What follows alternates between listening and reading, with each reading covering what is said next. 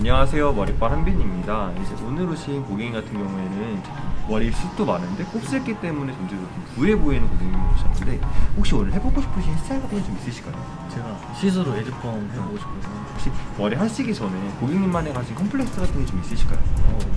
머리 커트하고 나서 머리가 조금만 길어도 금방금방 안쪽으로 이렇게 꺾이고 휘어가지고 숱도 너무 많고 그래서 그쵸.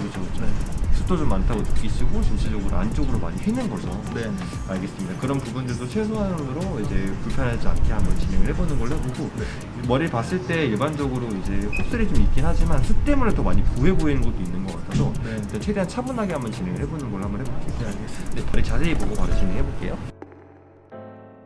고객님 머리를 보시게 되면은 전체적으로 이제 좀 부해 보이는 느낌이, 뿌리 쪽에 곱슬기가 좀 있으신 편이세요. 뿌리 쪽에 곱슬기가 좀 있기 때문에 이런 부분들을 좀 차분하게 만들어주면서 진행을 해보도록 해보고요.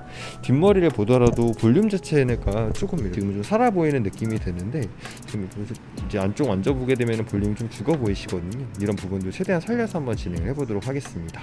이제 커트를 진행을 해볼 건데요. 커트 같은 경우에는 언더존과 오버존을 나눈 다음에 사이드 먼저 커트를 진행을 할 겁니다. 사이드 같은 경우에는 19mm에서 22mm 정도 기장감으로 정리를 해줄 건데요. 19mm 이하로 떨어지게 되면은 아무래도 다운펌을 했을 때 너무 붓는 느낌이 들기 때문에 19mm 정도로 모량을 최대한으로 줄여주고 나서 다운펌을 했을 때에도 조금 더 자연스럽게 나올 수 있도록 커트를 진행을 해보도록 하겠습니다. 이제 뒷머리 같은 경우에는 50필달 봄까지 클리버 오버콤으로 인터널 그레이주에이션으로 커트를 진행을 할 겁니다.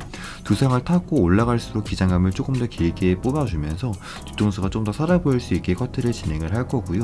네이프 같은 경우에는 조금 더 타이트하게 라인을 잡아주면서 뒤에서 봤을 때 확실하게 볼륨감이 살아 보일 수 있도록 커트를 진행을 해보도록 하겠습니다. 뒷머리가 빨리 자라시는 분들한테도 이렇게 커트 해드리는 거를 추천해드립니다. 이제 오버존 커트를 진행을 할 건데요. 오버존 같은 경우에 고객님이 워낙 숱이 많으신데 숱이 엄청 많이 쳐져 있습니다. 숱이 많으신 분들 같은 경우에 모발에 숱을 많이 치게 되면은 오히려 많이 부스스해지고 많이 부해질 수가 있습니다. 전체적으로 질감과 층을 조금 더 많이 내서 무게감을 좀 더 가볍게 하는 걸 추천해 드립니다. 다운펌을 진행을 할 건데요. 다운펌 같은 경우에도 아까 말씀드렸던 것처럼 19mm에서 22mm 정도 기장감을 정리해놨기 때문에 다운펌을 강하게 누르더라도 자연스럽게 올라오는 현상이 생깁니다.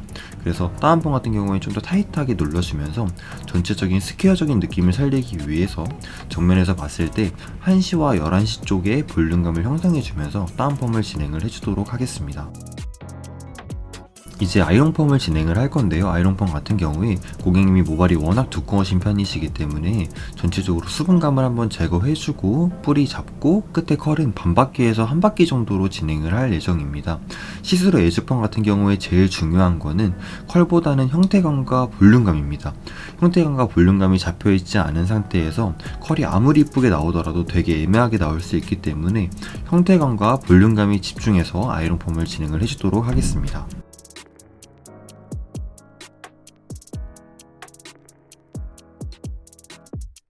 일단 머리를 감고 나오시면은 약간 이런 느낌으로 잡혀 있을 거예요.